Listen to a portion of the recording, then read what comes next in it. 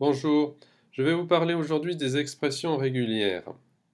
Alors, je vais commencer par un petit rappel de typographie car cela peut s'avérer utile. On parlera très souvent de ces deux symboles. La barre oblique. La barre oblique est un caractère typographique qui se distingue de la barre oblique inversée qui penche en arrière. Le slash, barre oblique, est un caractère ascendant. La barre oblique inversée sera appelée backslash ou anti-slash et indique un caractère descendant. Alors, les expressions régulières servent à désigner plusieurs réalités syntaxiques. Par exemple, je peux avoir besoin de désigner sous une même expression Toto avec un seul O, tot, Toto avec deux O, ou Toto avec plusieurs O à la suite du dernier T. Eh bien, les expressions régulières nous donnent une solution. Il s'agit d'écrire Toto avec le chiffre multiplié ou l'astérisque à la fin.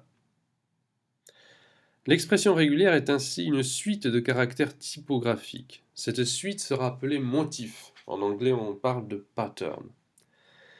Ce motif décrit une ou plusieurs chaînes de caractères. Le module RE. Le module RE, c'est le module qui gère les expressions régulières sous Python. Alors, il utilise des expressions qui sont propres aux expressions régulières et qui sont aussi employées dans d'autres langages de programmation.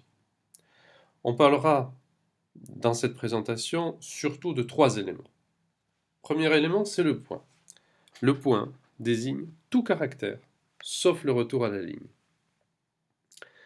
Le deuxième élément, ce sont les raccourcis. On en verra 5. Anti-slash D, anti-slash S, anti-slash D majuscule, S majuscule et l'anti-slash W. Le troisième élément, ce sont les quantificateurs. Les quantificateurs indiquent le nombre de fois qu'un caractère est répété. Alors voyons les raccourcis. Ces raccourcis correspondent à une réalité qui est en général exprimée en anglais. Et donc, le raccourci est exprimé sous la forme d'un anti-slash et d'une lettre, qui correspond en général à un mot en anglais qui permet de comprendre la signification de ce raccourci. L'anti-slash W, W pour word, permet d'exprimer tout caractère, lettre ou chiffre. Donc tout caractère qui rentre dans la composition d'un mot.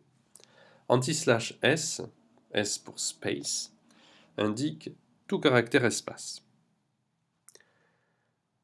L'anti-slash S majuscule va inverser la logique de l'anti-slash S minuscule en indiquant tout caractère qui n'est pas un espace. L'anti-slash D, D pour digit, indique un chiffre. Et l'anti-slash D majuscule indiquera tout caractère non chiffré. Voyons maintenant les quantificateurs. Alors il y a trois quantificateurs que l'on utilisera très souvent parce qu'ils sont très pratiques. Il s'agit tout d'abord du point d'interrogation, qui définit un groupe qui existe 0 ou une fois. Toto suivi du point d'interrogation correspond alors à tot, mais aussi à toto. La multiplication, l'astérisque, qui définit un groupe qui existe 0, une ou plusieurs fois. Toto suivi d'une multiplication correspond à tot, toto, toto avec 2 O, mais aussi toto avec 3, 4, 5 O.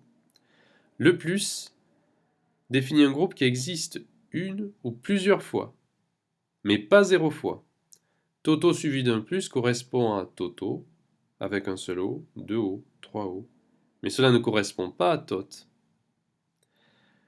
Et ensuite, je vous ai mis dans un quatrième point l'expression générale des quantificateurs.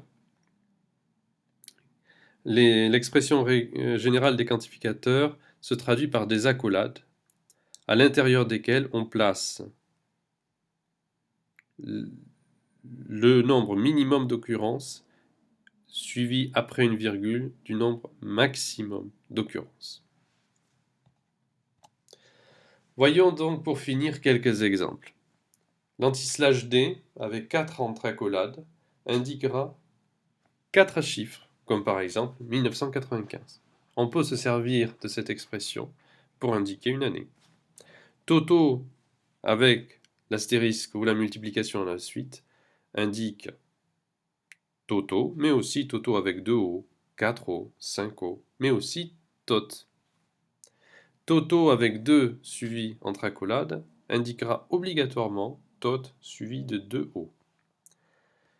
Et ensuite, lorsque l'on indique anti/W suivi d'un plus, donc une lettre ou un chiffre répété plusieurs fois et au moins présent en un exemplaire, entouré d'anti/S, eh bien cela indique tout simplement un mot entouré d'espace.